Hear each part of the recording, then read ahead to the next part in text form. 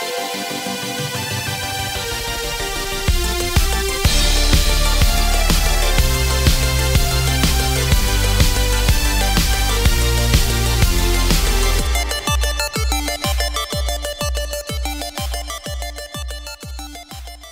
everyone, welcome back to the Sports Psych Show. Thanks so much for joining me.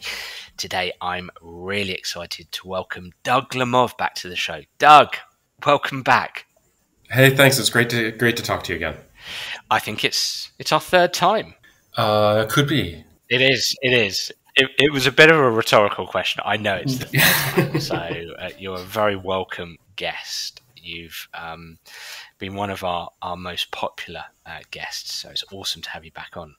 Well, I've been really looking forward to it, and I know we've chatted a few times in between, and just there's so much interesting stuff happening right now. So can't wait. Yeah, brilliant. Well, unless somebody's been hiding under a rock for the last few years, I'm sure most people listening in will know who you are, but for those who don't, why don't you, if you don't mind, introduce yourself to the audience?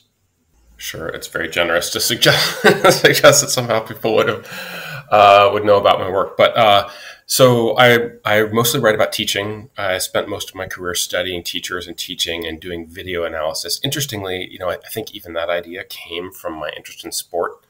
Played sport growing up. I played soccer, football in college, where I would just like to note that I was the worst player in the history of my university. I think you could generously, I think the term they would have used for me in like the 1980s was a legs and lungs man, which is a very generous way of saying I could win the ball, but I could never successfully pass it to anyone on my team. So I've always loved the game and loved sport, and mostly kind of thought I'd left that part of my life behind. I study teachers and write books about teaching and what makes teachers effective. But the core idea behind that book was really game film, which is I used these sort of large data sets to find highly successful teachers in inner city environments and went to watch some of them, and they were incredible. And I realized that, first of all, I had to videotape them to show people what they did because they might not believe it. And then I realized that one of the best ways to get them to understand what those teachers were doing was just to chop it up into very small video clips and name those things and say, this is an example of this teacher doing this. So that was my job for a long time. It still is my day job. I love it. But over time, some sport organizations would reach out to me and say, hey, actually coaching is a form of teaching. Would you be interested in talking to us? Yes, I was very interested in talking to them. I think I did a terrible job of many of those first interactions, but people would ask the darndest, most fascinating questions. And sometimes also replicate one of the biggest challenges, I think, in education, which is they would sort of share ideas with me that they presumed were correct about teaching and learning that I was I was not so convinced about. And so in just trying to work with these sport clients, I ended up just doing a lot of research and reading a lot of research and working with them. And that ultimately became this book that I wrote called The Coach's Guide to Teaching, which is just an effort to look at the endeavor of coaching through a lens of just from a teaching standpoint. How do you know whether people are learning what you're talking about? How do you give people feedback to help them learn, all those kinds of age-old questions.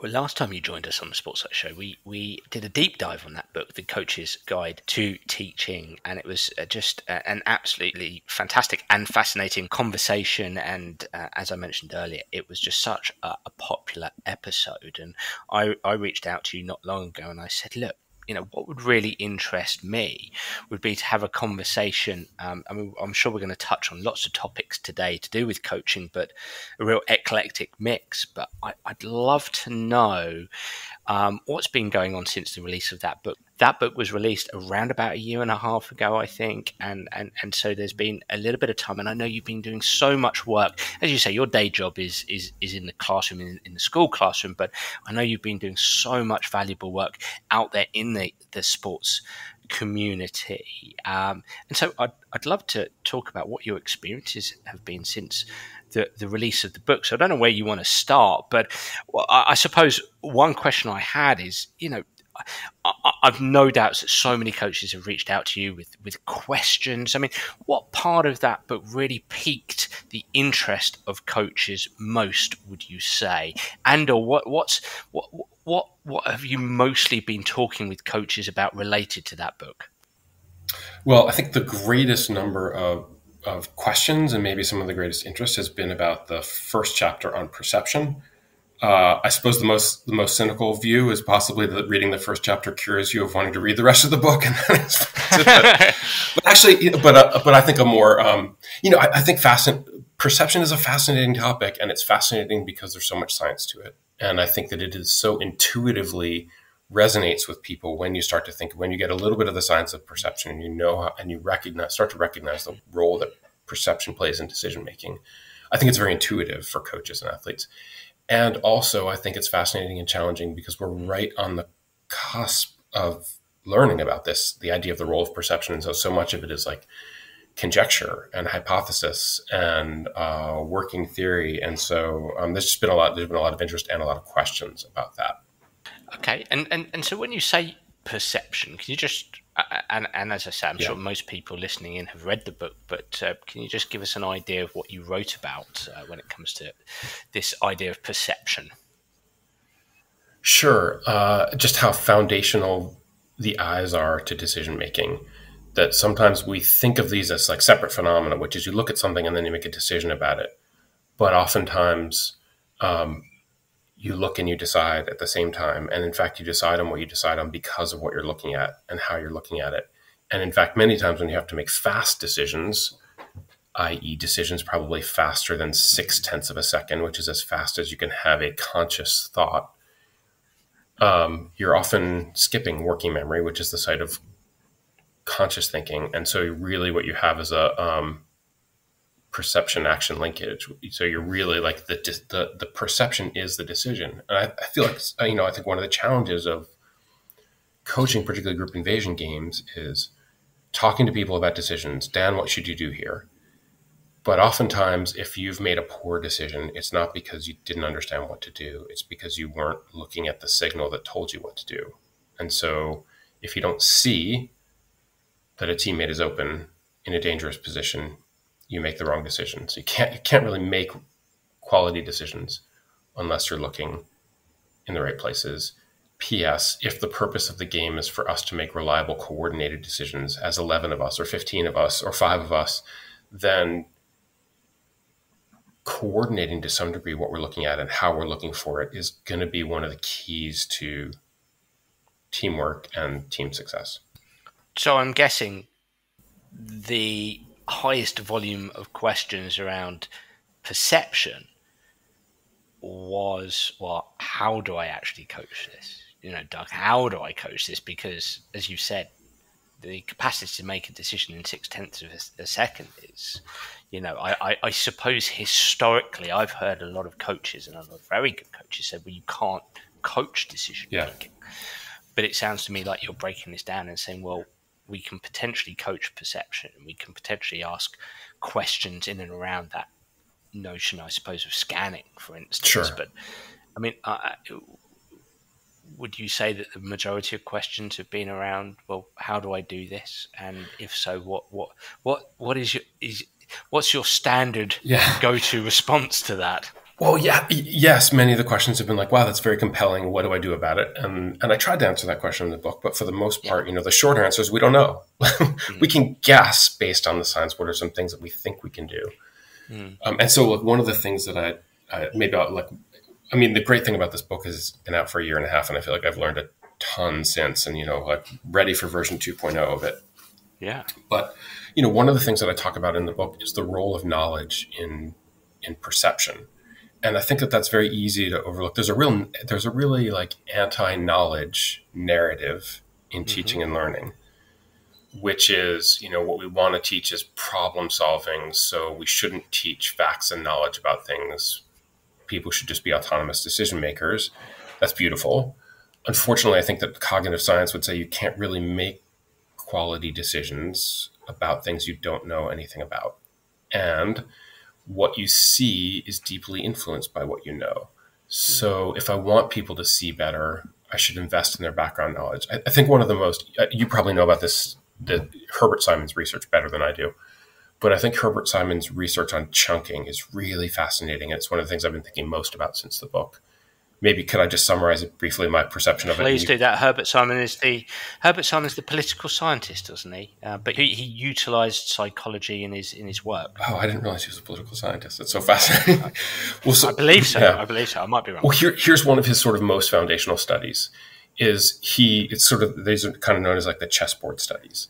So he showed chessboards with pieces set up from a game to both novices and experts for a second or two. So just, very, very briefly, and then asked them to recreate where the pieces were on the board.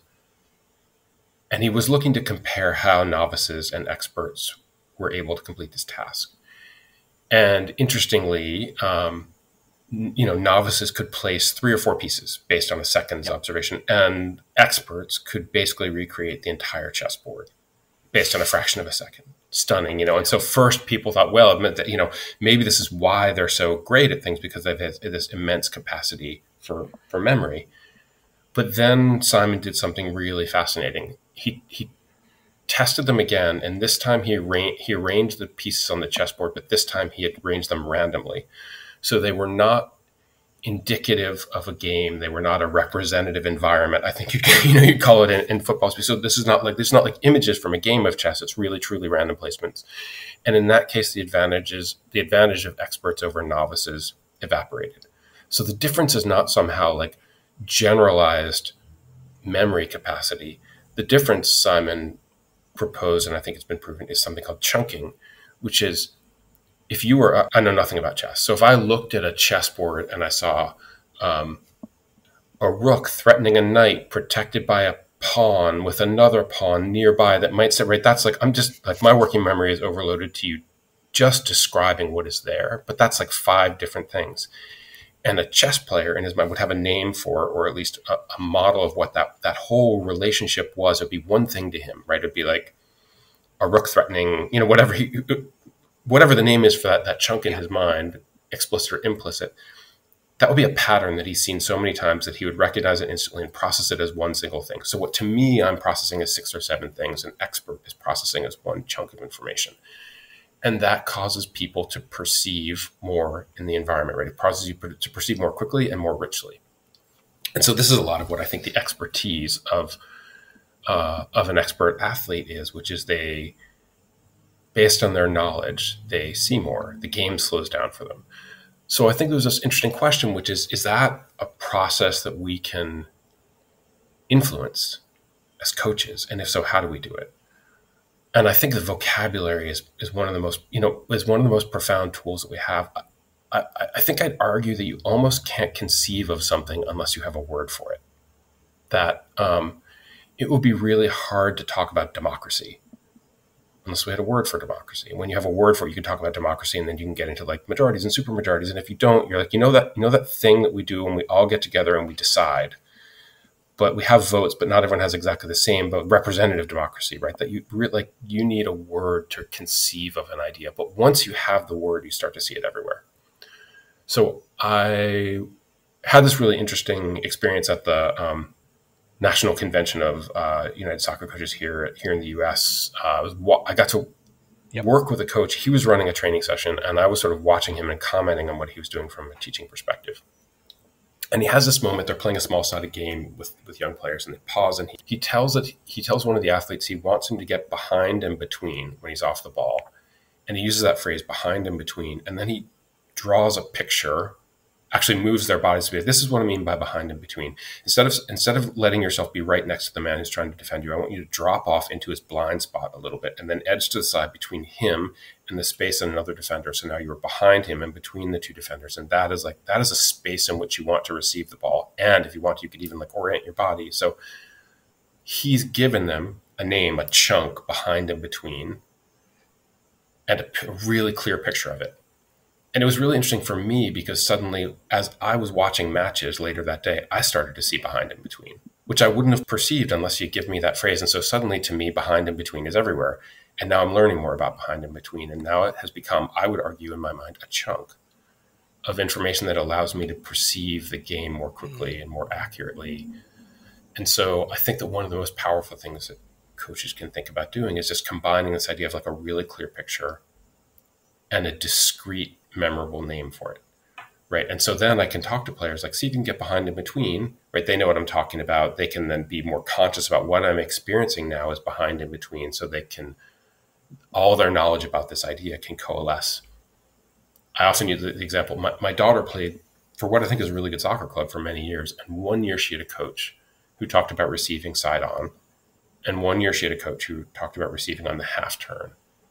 And I think that's interesting because it's the same concept with a different name. And when you have a different name for it, it's more challenging for people to coalesce all of their knowledge that they're learning about it in one place and develop this rich sort of understanding of this aspect of the game.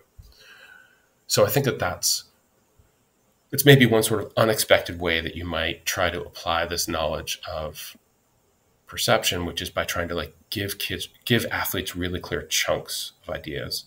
And I think that's interesting too, because I really, I believe in like putting athletes in representative environments and rich perceptive environments. That's such an important part of learning the game. But it's also a big assumption that everyone is learning the same amount from those visually rich environments. And I would argue that you probably, the more you know going into that environment, the more you learn about it. I still play a little bit of pickup soccer. There's a guy I play with in my town who has been faced with the constraint over and over again of himself 1v3 on the wing going to goal, and every single time he makes the same wrong decision. Like he is faced with a context and a constraint, and it is not helping him to make better decisions. Right? He's not perceiving the other options, and so just the idea that we're going to put athletes into challenging situations, and that they will reliably solve them.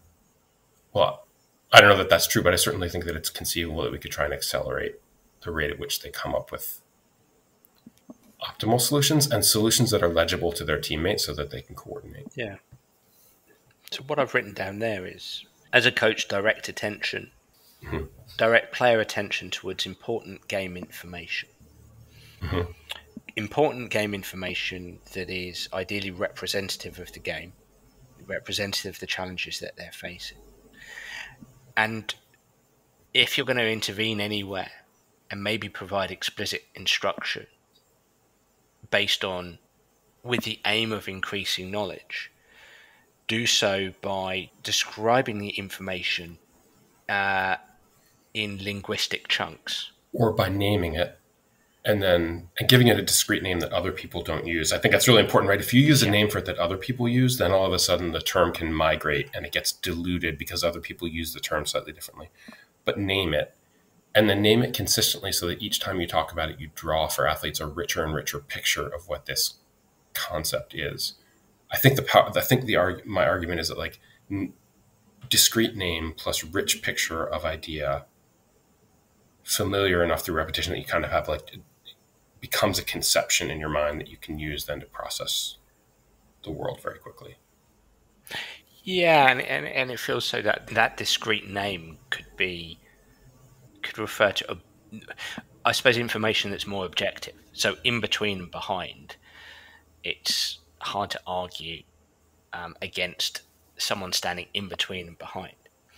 But then it's potentially about maybe even broadening that with greater chunks, maybe even asking a player to describe what they're seeing and experiencing there in order for them to chunk it in their own way, in their world, their lens in that moment. But it still comes back to this objective notion of in between and behind, as an example. Yes, I think that what you described there is really important, which is sometimes we assume that if we explain things to players that it's a unidirectional dynamic where I'm telling you that this is behind and between, but actually vocabulary is a tool to enable precise conversations between and among people. So just to give you a different example of this, I tried coaching a couple weeks ago with a mate of mine who's a really good football coach. And it was a small group of players, they're pretty good players, and we were talking about the theme of the session. I was trying to get them to think about disguise and deception, particularly disguise and deception before you receive the ball. And so while they're passing, one of the players makes this move where he sort of like feints towards the ball as it's rolling towards him. There's no defender here, but the idea would be to unweight the defender, lets the ball roll by him and plays out, at like a 90-degree angle. So I wanted to call players' attention to this so they could replicate it. So I paused and I said, so like what you did there, Ryan, was like you moved your body towards the ball in the direction that it was traveling and you let it run, but instead, as if you were going to receive it and go in the opposite to the direction of its travel, but then you like suddenly snap back and let it run across you. And you can even hear in this sort of vague description that I'm giving right now, my struggle to describe and name the thing that he had done. And my mate James stepped in and he said, that's called a jab step. And he said, I'll show you. The jab step looks like this. You step heavily under your front foot as the ball's coming and then unweight as it goes past you. And suddenly it just clicked for everyone because he modeled it 2 or 3 times. Here's the way the jab step might look. Go, everyone try it. So then they play, and all of a sudden the jab step, like everyone's doing a jab step and are able to do it. And then he says, Paul, so tell me what you're learning about the jab step. And they're like, yeah, when I do a jab step, it helps me to do it this way, right? So now they're like telling him what they're perceiving because they're able to sort of coalesce their knowledge around this really concrete moment called a jab step. And then he's like, great, there are lots of other things you can do with a jab step. Like, for example, we've been talking about a jab step where you always go in the opposite direction, but I could actually orient my foot so that I basically do a double move off the jab step and my defender thinks it's a jab step, but actually play back in the original direction, right? So now we're like building this very deep conception around the idea of deception before you receive the ball.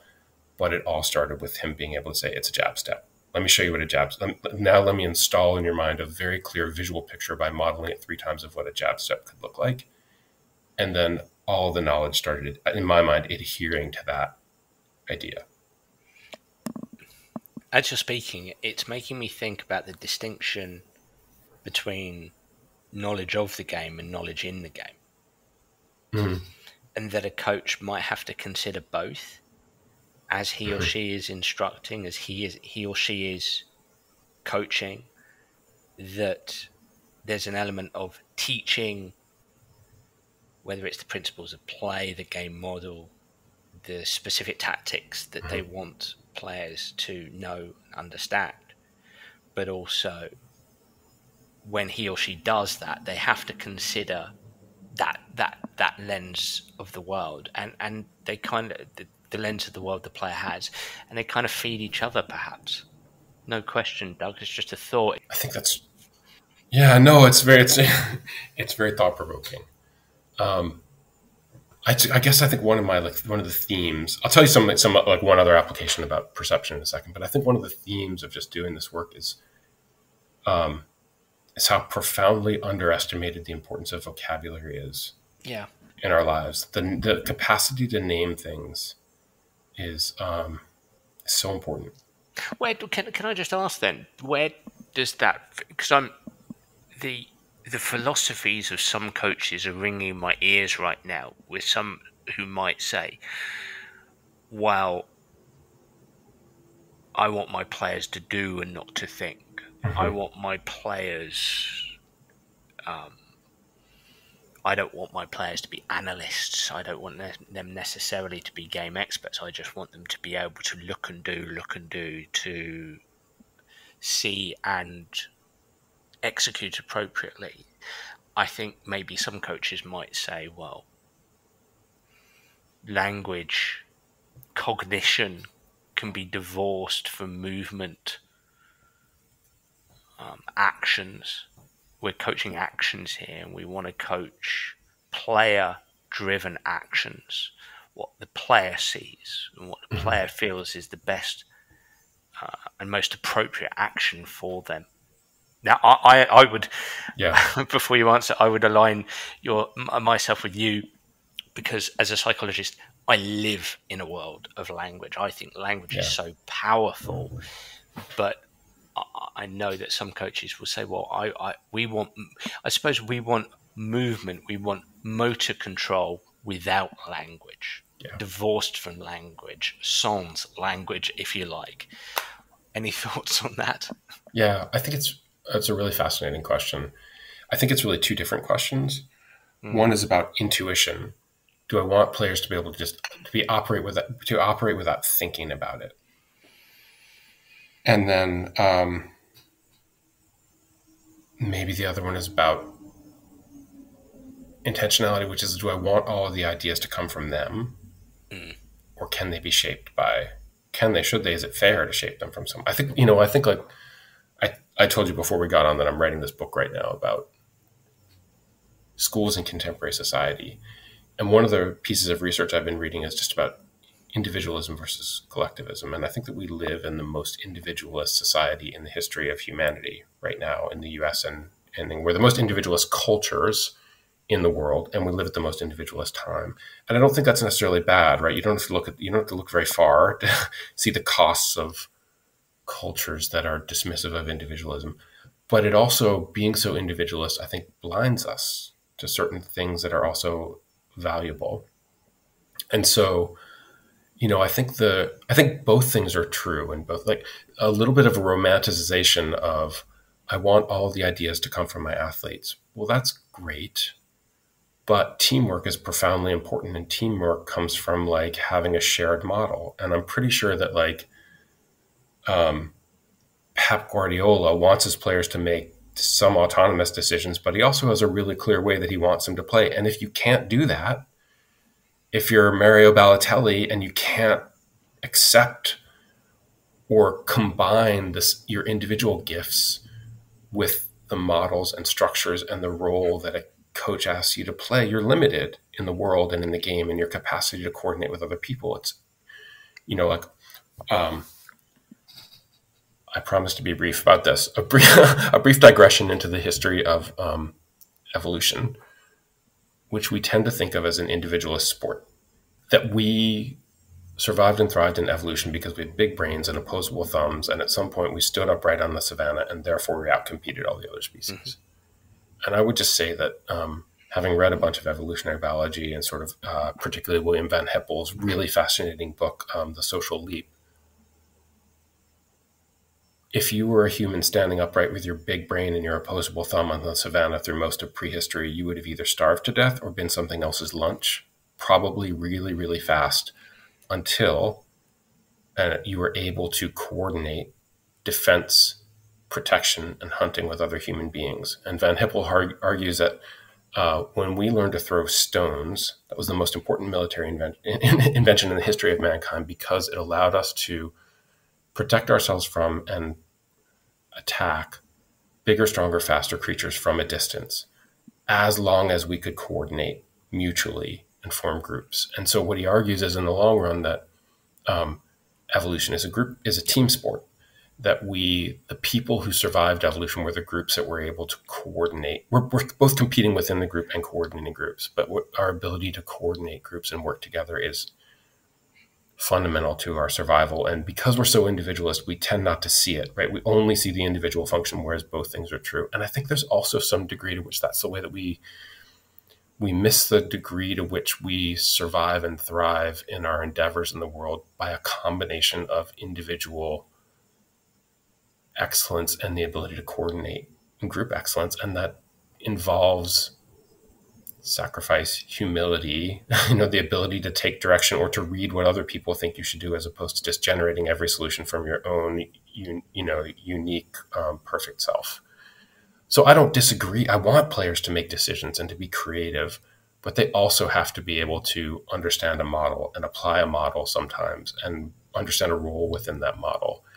And I think it's a disservice to them not to develop training environments that teach them to do that. Yeah. So I think it's not, I think both things are true, and seeing only one of those two things as true is a little bit of a romanticization. Yeah, look, and I love your comparison to evolutionary psychology. I can't because we were both in Kansas City for the United Soccer Coaches Convention, and a big part of my yes, we dinner. did, and a big part of my session was actually convincing the room with relevance to what you've just said about we are eusocial creatures, and from an evolutionary standpoint, our individual personalities are basically, the big five traits: openness, conscientiousness, extroversion, agreeableness, and neuroticism are based on our capacity to, or our strivings to get along and get ahead Individual personality Yeah. is all about community and groups. And from the species Australopithecus, 3 million years ago onwards, we've evolved, as you say, things like fire and cooking, those communal activities have helped us or have promoted the idea of working together. I'm sure we could both bore anybody on that stuff. Absolutely. I think I promise to stop. No.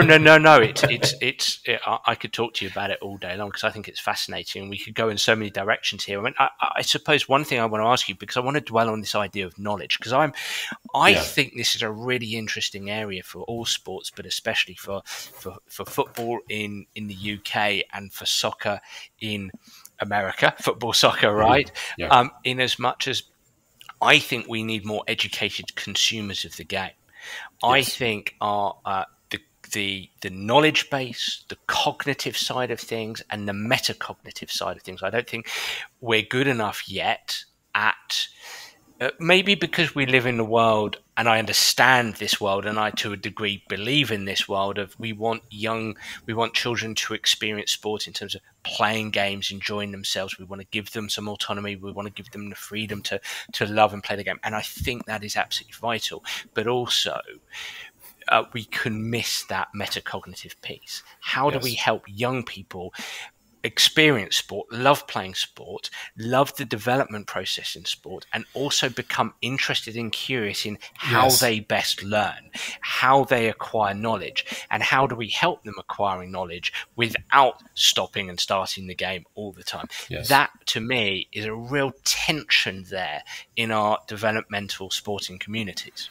Yeah, and I think a lot of that goes to, sort of working knowledge and, probably some of Rosenthal's principles, which I think we'll probably come to. But as you were talking, I was thinking about, I agree with you that knowledge is profoundly important. And I think that we, in addition to like a teacher and having an interest in love in the game, I'm a sports dad, and I've had 3 kids grow up as athletes.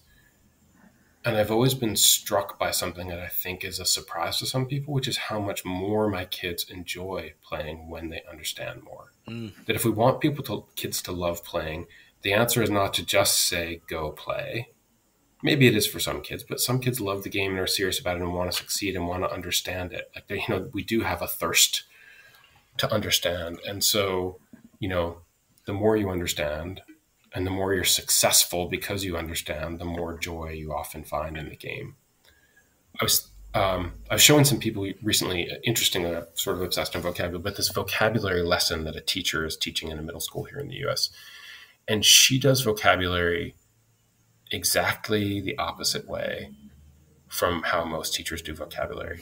Interestingly, I was showing this video of the teacher to football coaches. But she starts the class and she says, caustic means very harsh and sharp. Everyone say that word on 2, 1, 2. Caustic, great. She has them read a sentence about it. And then she's got a picture on the wall. She says, what about the picture shows that the liquid is caustic? Turn, talk to your partner, go. And all the kids snap to life in the room, talking about, analyzing how there's a liquid that's caustic. And then she says, I was watching America's Got Talent last night, and the judge made a very caustic remark about the singing that someone did. What do you think he might have said? What might his caustic remark have been? Go, turn and talk to your partner. The room explodes to life. Kids can't wait to tell her their answers. Pause.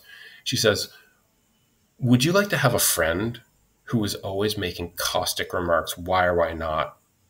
15 seconds, turn and talk to a partner. Go, the room explodes to life again. Like, literally, she can't keep kids in their seats because they're so excited to talk about vocabulary. This is the opposite of what happens in vocabulary is a death march in many classrooms.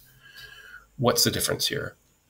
The difference is that she starts with the knowledge. She starts by telling them the definition of the word. And I think that in most classrooms, teachers would say, does anyone know what the word caustic might mean? Or they might give them a sentence and say, can you infer from the sentence what the word caustic means here?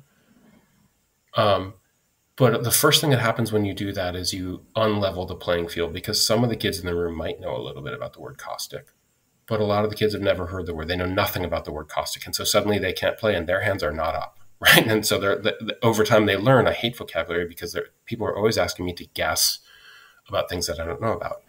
P.S. Guessing is not problem solving. Guessing is guessing. It's different. What she does, so instead of the goal being arriving at the knowledge and we're going to discover the knowledge, she gives them knowledge and she asks them to then apply the knowledge. How do you use it in this situation? How do you use it in this situation? How do you use it in this situation? It's still problem solving. It's applied analytical problem solving. But one of the big differences is that now every kid in the room can play because they have the background knowledge and it's fascinating to them. And they're having these rich conversations about this word caustic.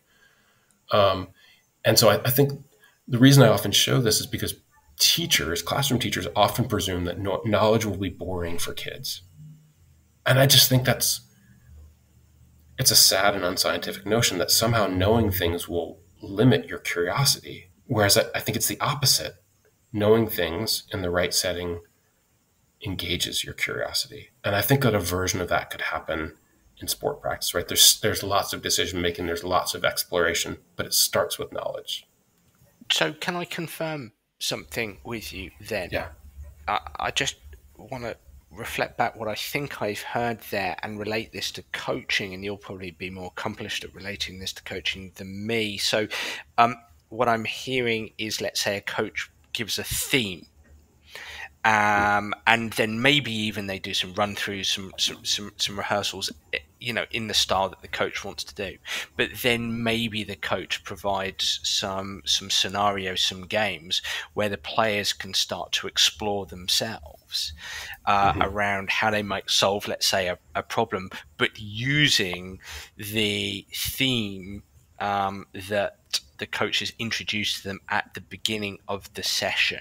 That's my first question. Am I getting that right? And this is my second question is actually more of a geeky question where I'm going to distinctly embarrass myself and probably get this wrong. But is what you're talking about in classroom settings essentially the free goal effect under cognitive load theory?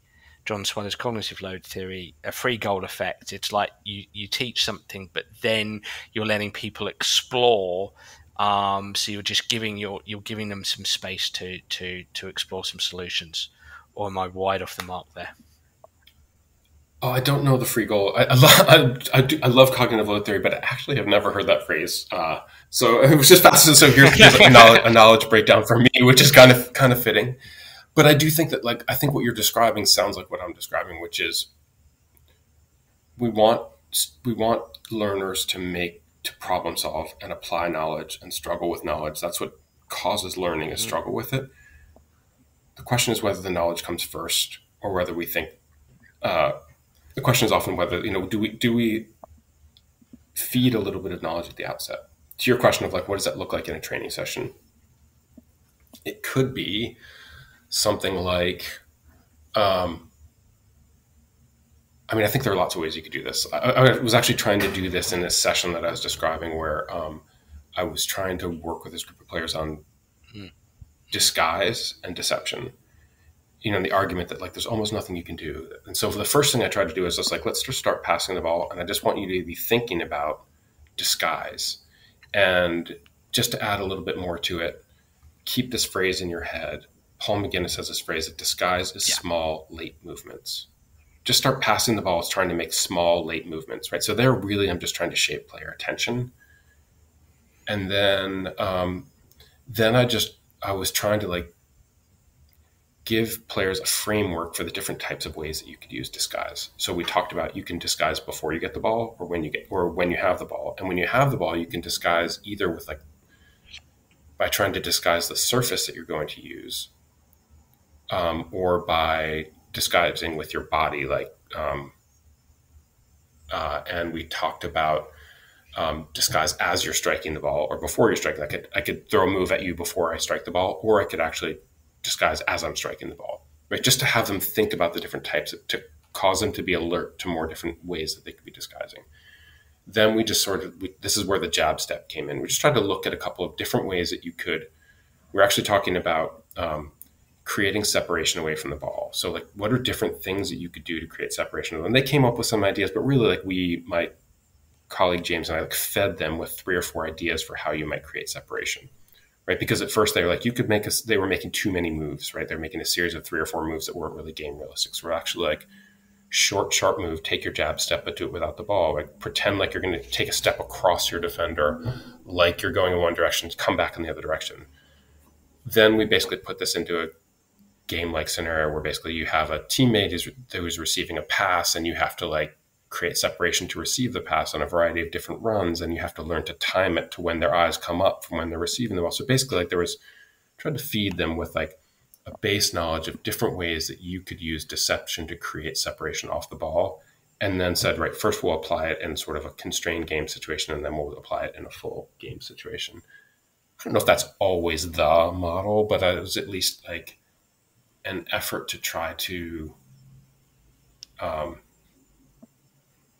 help players have tools that they can then to localize and focus their problem solving, give them a set of tools that they could play with and wrestle with based on the basic foundational knowledge of it.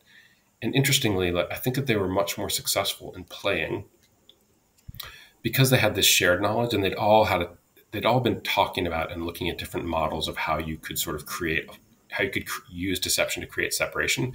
They were more attentive to what one another were doing. So in other words, when I have the ball, I'm more likely to read your move off the ball correctly if I know that you're thinking about using a jab step to unweight your defender and then snap back in the other direction quickly, and that I should pass the ball to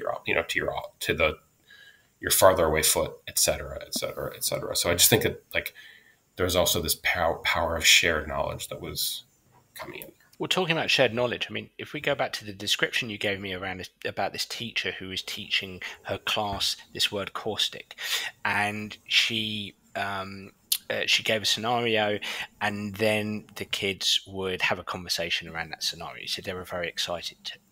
I'm keen to bring in the term. Yeah. We've used the term cognitive load theory, and part of cognitive load theory is working memory.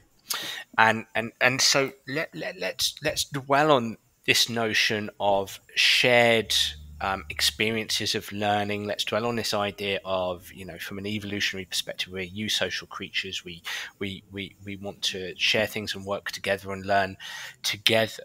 So you said in your example from coaching the other day with this Coach James, that you supplied some answers to the players, and then maybe they went off and had a game used those answers, those solutions in a small-sided game or a bigger game. But do you think it's effective for a coach to bring players in to coach each other? If you introduce a theme, you can provide some solutions, you can teach, you can give an explicit instruction. But what about players working together, finding solutions together? Or do you think the problem there is that you are filling up their working memory being their capacity to hold information at any given time? If they've got to play soccer and they've got to work on what you've told them, and they've got to solve things together, do you think that that's an overload for them? Do you think bringing players in to help each other learn, to experience shared solutions, do you think that's too much, or do you think that can be accomplished?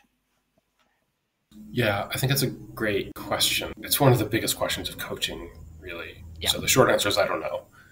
Okay. But I think that cognitive load theory is the right place to start, because I think cognitive load theory's most useful single insight for teachers of every stripe, classroom and pitch is. Do you want to tell us what CLT, cognitive load theory, is?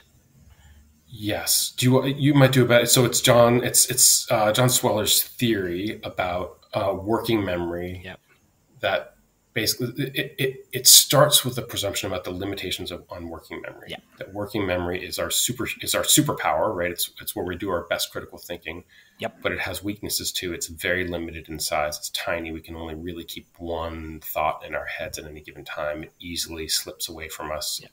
And so the challenge of learning is thinking intentionally about what's in working memory, and that much of learning is actually application of what's in long-term memory. what's been encoded well and can be retrieved quickly. Those are two different processes. I think it's really important for coaches to understand that encoding strength and retrieval strength of a memory are different things. Have to both encode it well, and then have players be really practiced at finding it very quickly to have it transfer to the game. I think it's one of the biggest reasons why knowledge transfer struggles. But then, so when working memory is full, it has all sorts of ramifications for us cognitively. Like when your working memory is full, you perceive less and you remember less. So I sometimes give this example in workshops that I do. I was driving home from work a couple of days ago, and my wife called me on the phone and said, "Can you go to the store? I'm thinking of making lasagna." And so obviously I was turning the car around at the first L in lasagna. I'm like, nobody loves lasagna more than me. I'm in. And so as I'm racing to the store, running red lights, and she's saying to me, but I want you to pick up a couple of things. First, I want you to get the pasta. Please get the slow bake kind of noodles and not the fast bake. Slow bake pasta, not the fast bake pasta.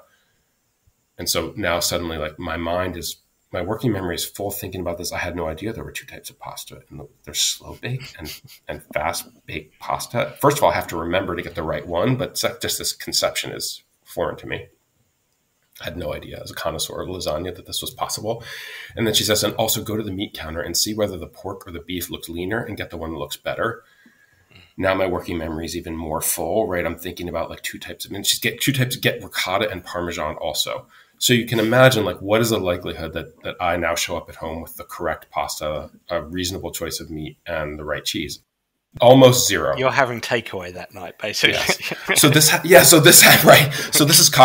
is like working memory overload, right? It's more than I can hold in working memory, and the result is reduced performance. But one of the other things that happens is as I'm driving to the store trying to think about all these things, I'm more likely to have an accident because my working memory is full of all this gobbledygook about pasta and meat and cheese, and therefore because working memory is the site of perception, I'm more likely to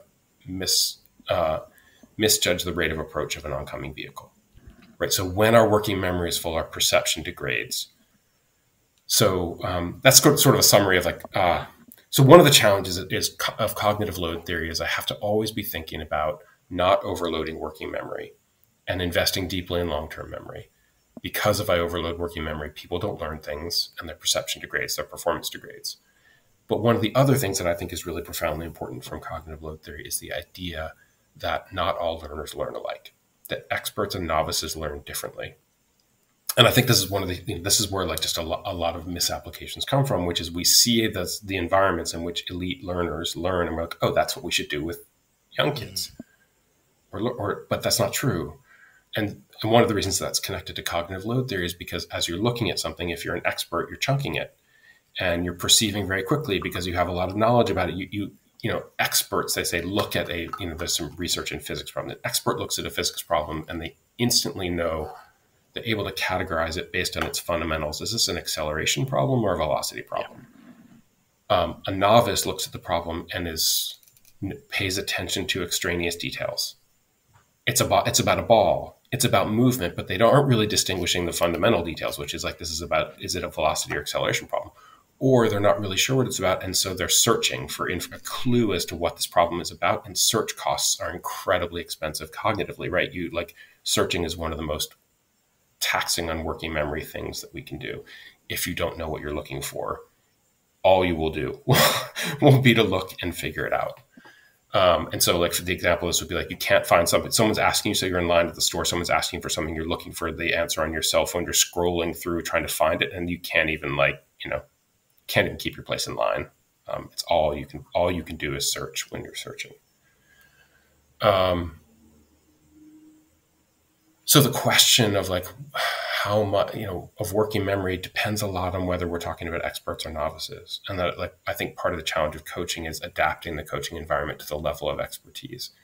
And I would say that people's level of expertise and novice switches constantly, right? I'm working with Man City's, and maybe not their first team, but the second team. And suddenly I introduce a new approach to the midfield. And so they're experts, but they're also sort of semi-novices because it's a brand new concept to them. So I'm going to have to slow down and teach differently and be willing to sort of I think Sweller would argue that he talks about the guidance fading effect, which is when you are more novice at something, direct instruction works better. Here's how to try it. Here's how to, at least for starters, here's how to do this. And I think that like some people hear that and they're like, that's directive, that's telling players what to do. I think that that's a little bit dismissive of just human agency, which is like, yes, you can tell me what to do. My wife can tell me how she wants me to complete a task, but the second time I'm doing it my own way. I'm already making changes to it because I perceive myself to be an autonomous human. So you can tell people what you want them to do, but they will always adapt your ideas and change them as soon as they understand them. But guidance fading effect would say more directive with not more novice people, problem solving environments, constraints based environments. Those would be more successful with more expert learners. At least that's how I interpret it. No, I love it. And I want to try and bring some of these ideas together. So if we take your idea of, let's say, between and behind, and you're coaching between and behind, that is a linguistic label that you can use that can help players consider a number of chunks of information, and thus subsequently that has actually quite a strong encoding strength there, because it's easy to picture, to think about. You can think about it quite quickly. I mean, it even has an alliterative point to it, between and behind, between and behind, between and behind. And, speaking to what you've just spoken about there, agency. Yes. Where between and behind is to a great degree objective, and we can help a player organize in their mind sort of the subjective nature of that, or those chunks of information that relates to between and behind. But we can also, in our own mind as a coach, recognize that this player has agency, and so between and behind for them is going to mean certain different things from one player to another player. And that's okay. That's okay. We're being instructive as a coach because these are important game principles, if you like. However, we know their interpretation of this is to a degree going to be subjective, and that's okay. But what you're doing there as a coach is as you're coaching between and behind, you've got to consider their working memory. Yes. We want chunks of information, but if we're going to if we're going to coach between and behind, we've got to recognize if we're going to give 2 or 3 chunks around between and behind, we've got to recognize that suddenly we're starting to overload their memory. Yes. I think there's several things in there that I think that you said that are profoundly true that maybe I'll just try and double click on. One is I think that language is both a descriptor and a cue, right? So what you're also describing is once I've helped players develop a rich understanding of this idea of behind and between, then I can, and I would say this, then I can cue them and say behind and between. See if you can get behind and between. Maybe behind when they get tight, when they press you, get behind and between. Right? I'm not necessarily trying to dictate an action there. I'm trying to give players a guiding principle. And I would say that the broader the teaching that I do on that concept, the more I give them ways to get behind and between, and the more they've experienced solving problems with behind and between, the more likely they are to come up with a flexible solution of the principle, as opposed to like perceiving it as a rote action. And just to return to like this amazing vocabulary lesson, just think of the questions that she asked them about caustic. Mm-hmm. How is this an image of a liquid that's caustic?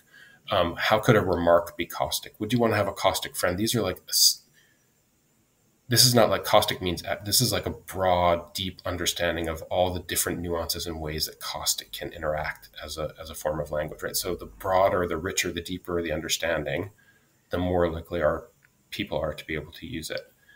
But I think that, one of the things that people have also asked a lot about the book is about game day coaching. And in retrospect, I wish I'd done a chapter on it. But right, this is one of the places where it requires I think you can only give you can't teach anything new on a game day, because if you try and teach someone something while they're playing, you will fill their working memory and you will degrade their performance, and that will erode their trust in your teaching, and they probably won't master it anyway.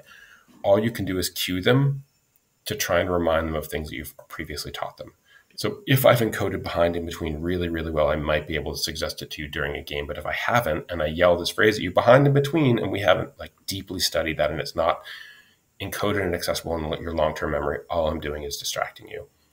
So, one of my daughter's football tournaments, the coach is yelling at the outside back who's radically out of position, creatively out of position. I'm like, stay connected, stay connected. She does not know what the phrase "stay connected" means. She doesn't know what it's connected to what, and and so she's not going to be able to solve a problem on that based on that bit of coaching. Well, yeah, and this kind of climbs into areas that, I mean, we've had past conversations about, and it's that game day mindset. And when we think about game day mindset, how does one translate what one's doing in training to the game day field, the game day pitch, and how does one hit that right mental state? And I love buzz terms like between and behind, because they can be part of what I call, I mean, with my first book, Soccer Tough, I introduced the reader to my idea. I call it a match script, which is basically goal orientation theory, which is helping players pick 2 to 3 plays related to the specific tasks that they want to accomplish on the field. Now, every player, obviously has lots of actions and lots of responsibilities within their role that they've got to execute. My argument is, if we help players actually choose at least, between 1 and 3 that might be considered either the most important,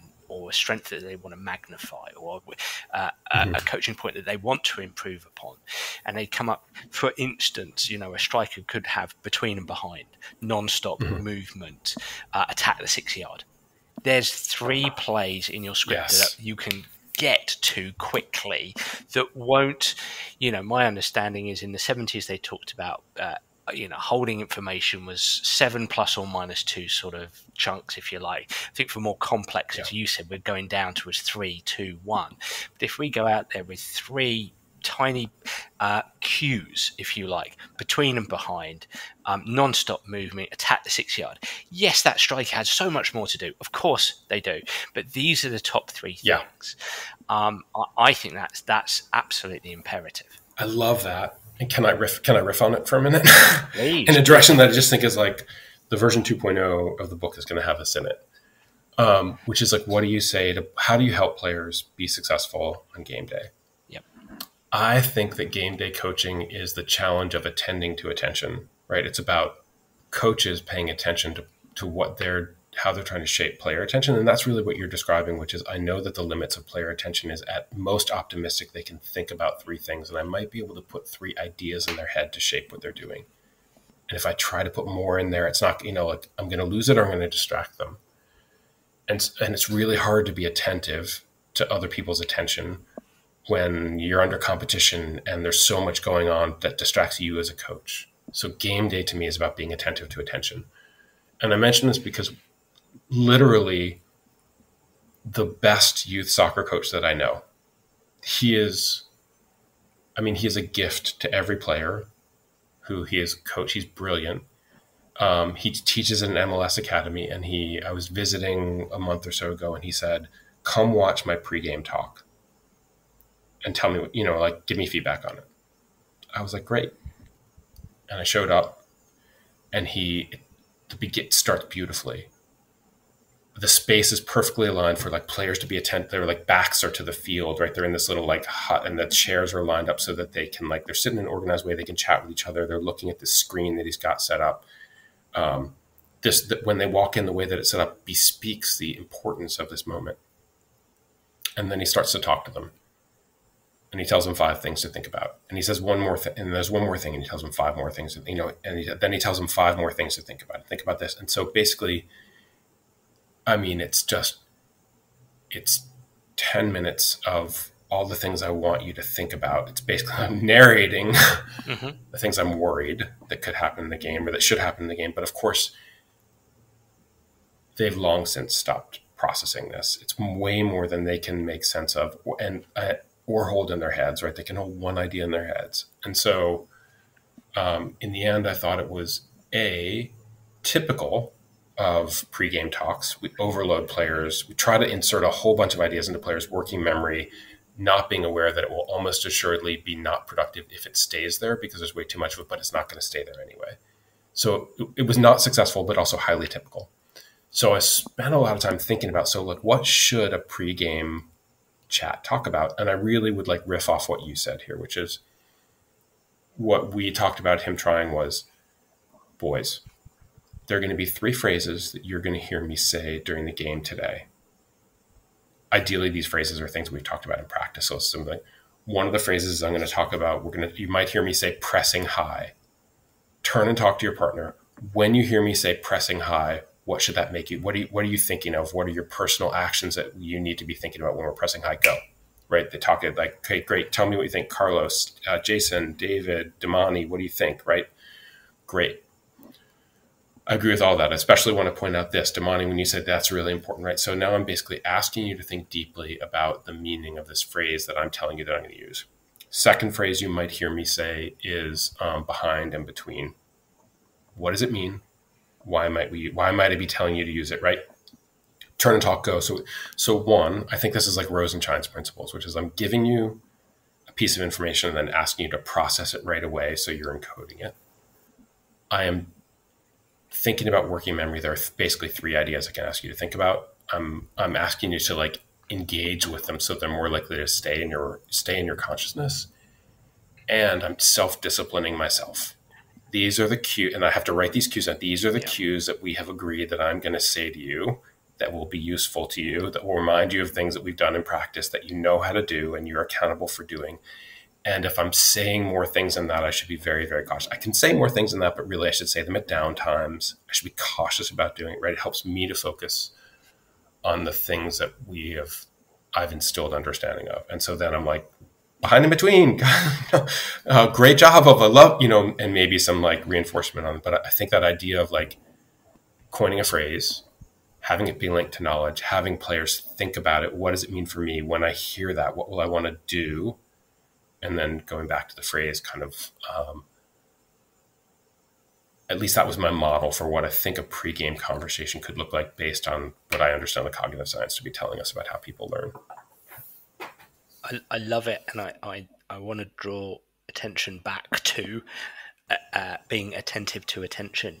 I'm a big believer that attention is that bridge between the mental, psychosocial, and the technical, tactical, and physical. It's that integrated piece. I think it's where mindset integrates with tech, tac, and physical.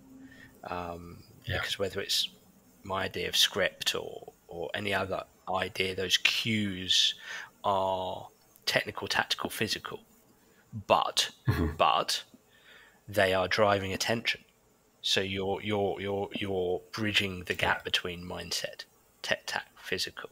You're making them one and the same, essentially.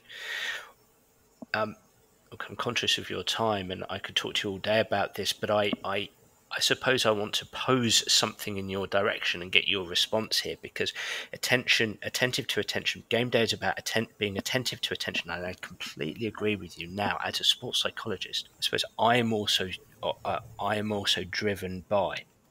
I talk about high performance mindsets, low performance mindsets with coaches, with players who are working with me, and I by and large I'll talk about 3 mental skills: attention, which we're talking a lot about, intensity and intent. Intensity and intent, the capacity to play at a certain intensity, an activated level, if you like, an aroused level, as we might say in sports psychology, and a positive intent. We need actions to be executed positively in approach behavior rather than inhibited. I think inhibition is one of the most destructive things, especially in adult elite sport. And so I would draw on that and put to you, and it'd be interesting to get a response here. Game day is absolutely about being attentive to attention. I would also suggest that it's also about feeling states. That I want to be attentive to attention, and I want that attention directed to the most important, specific, controllable, positive factors in my play. But as Mike Tyson said, everybody's got a plan until they get punched in the mouth. Right? And something that I work hard on with athletes is you are going to get punched in the mouth so hard out there, not necessarily physically, but mentally. And your job is to retain the feeling state that suits you best, that helps you execute the responsibilities in your role. And so I'm biased here. I have a technique that I call a game face, that are a couple of sort of action-based words. It's a pictorial metaphor. But yeah, Doug, there's no question, but I've got you here. And so I think I absolutely concur and agree with you on everything. As a sports psychologist, I also go to that interoceptive quality of our brains are trapping that data from our bodies, and it is influencing how we feel in the moment. And that is so important as well. Yeah, that's so fascinating. I guess there are two kind of riffs that I might want to go off on. One is I think something that you mentioned in your conversation with Desi McEwen. Yep. You were talking about representative environments, and I think we almost always think about those representative environments. In other words, practicing in a way that prepares us for the stimulus of the game from a visual perspective, right? We want to see what we'll see during the game, but we also want to experience the psychological states. And I was really struck by an interview. And so I don't know if you recall a couple of weeks ago, England rugby was playing Ireland, and they got a red card in the first minute in this huge match, yes. right? Yes. Back in March, and I think it was like, I think that almost everyone would say it was a triumph of human psychology, the way that the team reacted to that red card. I don't know if you would agree, but they almost won. They played with resolve and resiliency. Yeah. And someone asked the players afterwards how it affected them. I don't remember who. Maybe it was. I attribute anything brilliant like that must have been Ellis Gensch, but so I think it was Gensch who said, "Yeah, we weren't rattled by it at all because we play down all the time in train. Eddie has us play down all the time, play down a man and practice all the time." Yeah. In other words, they had been in a psychological situation that prepared them to be down a man always. So I think that's like one. But the other thing is, the other thing that I think this aligns to where you're going is, I think mental models are really important to helping players understand how to be successful and to helping them coordinate how to be successful. And so we think all the time about a mental model for like a game model is a mental model for how we want to coordinate our play, right? And so we're going to play a high line, and we're going to press high with two strikers, whatever it is we're going to do. It's a game model, and it helps us to make decisions and talk to each other about the game. And I think there's a real opportunity for psychological game models. Players talk to each other about their psychological states all the time during the game. And I'm not sure a lot of that feedback isn't random. Like, I think you would probably be able to identify and describe in language a model for what the right mental state or states are. So maybe our baseline mental state is like, I told you about the unsuccessful moment of the best coach I've ever seen. This is the most useful phrase from one of the worst coaches I've ever seen. He would always tell his players, be calm but psyched. And I actually think that's a really useful phrase, calm but psyched, right? I don't want to be like freaked out, but I want to be up, like, and so that helped them to think about how I should be feeling and how to coach each other, right? Because sometimes guys would the really intense guys would be like yelling at everyone else to be more intense, right? And that I'm not sure that's good, right? That my issue as an athlete was never that I was not intense enough, right? It was actually that I needed to the most useful feedback I got from the captain, who was like, calm down, right? Calm down, relax, do your job. So I think having a mental model for the psychological state you want to have either as a baseline, or like when we get down, our psychological state will be when they punch us in the mouth, our psychological state will be one. I think it gives players a tool for decision-making, and I think it allows them to talk to each other and coach each other productively as opposed to non-productively, because I suspect that a lot of the inter-talk about emotional states during the game is actually non-productive. Oh, yes. I'm on a mission, Doug, to push through the notion that I have yet to see. I think there's one out there at the moment that I absolutely 100% know of. I won't mention the international team that are doing it. In fact, maybe that you could argue that I know of two international teams. One's just been really successful. That you could suggest that they've got shared mental models around the mental side of the game. And look, I'm doing. Dying to know who it is. Probably doing plenty of people a disservice here. So I don't wish to be too presumptuous here. But I think even at the very highest level in all sports, we need to keep getting better as coaches and psychologists to be able to produce ways, to develop ways to help teams have more adaptive, more flexible, better, and subsequently better conversations around shared mental models of the mental side of the game. Can I say I think I'm a Crystal Palace supporter, and it's been a great year for Wilf Zaha, and I secretly think that one of the reasons he's had such a good year, he's mercurial on the field. It's like he's psychologically intense on the field, right? And you can see him getting. And I think that Patrick Vieira has coached him in how to respond when players are deliberately trying to get in your head and rattle you and get you off your game by fouling you and and I think I think it's just an example of like, here is how you're going to respond when this happens. It's your weak spot, and they know it, and they're coming for you. And now you know what it looks like to solve that problem. And now I can even like coach you, maybe have a phrase for it, right? Yeah. Calm but steady, right? Which I can then, language is both a descriptor and a cue. Now I can cue you about the things that like can help you remember something we've studied together.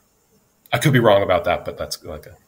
And that No. I think you're probably, well. I can't speak for them, and it wouldn't be right to. But I would imagine that your guess is somewhere near the truth. And on the basis of that language, an example game face of a client of mine is dominant and relentless. Yeah. So that becomes that person's blueprint going into a game. And just my closing thought on what you've just said is I completely agree with you with the combination. I think your first idea is in psychology what we would call an affective learning design, posh term for create a game that is going to tap the psychology of the player and the feeling state, and help them to retain the right feeling state through the challenge, through the stretch. That's their support. And then the second idea is actually having essentially mental techniques to be mentally skillful during those challenging times. So I think that's the perfect combination. I'm not a believer that affective learning design in and of itself is enough. Personally, some coaches believe that, but I think it's the combo of both. Doug, look, this has been, as always, an absolutely awesome conversation. I could probably guarantee that that most of the listeners have your book, but for those who don't, how can they get hold of it, and how can they follow you and on social media? Yeah, thanks for asking. So the coaching book is called The Coach's Guide to Teaching. You can get it hopefully at your local bookseller, but if not, you can also find it on Amazon. And then my sort of core teaching book is called Teach Like a Champion 3.0. And that might be useful to some folks also. I'm on Twitter at Doug_Lemov, and I have a blog, teachlikeachampion.com /blog, where I just kind of write about coaching and teaching. You can see the video of James doing bailing me out by doing the jab step over there on the blog. So, and you can actually see the vocabulary lesson that I'm describing also. So there's a lot of stuff on my blog that people might enjoy as well. And thanks for the conversation as always. It's been great. Perfect. Doug, thank you so much for that. Well, everybody, I really enjoyed that podcast, and I'd love to hear what you, the listener, think. So please do get in touch via Twitter or Facebook, or even through my website, danabrahams.com, to tell me what you think of the Sports Psych Show. And if you do have any suggestions, I'd be delighted to hear them. I'm already looking forward to next week's episode. Bye for now.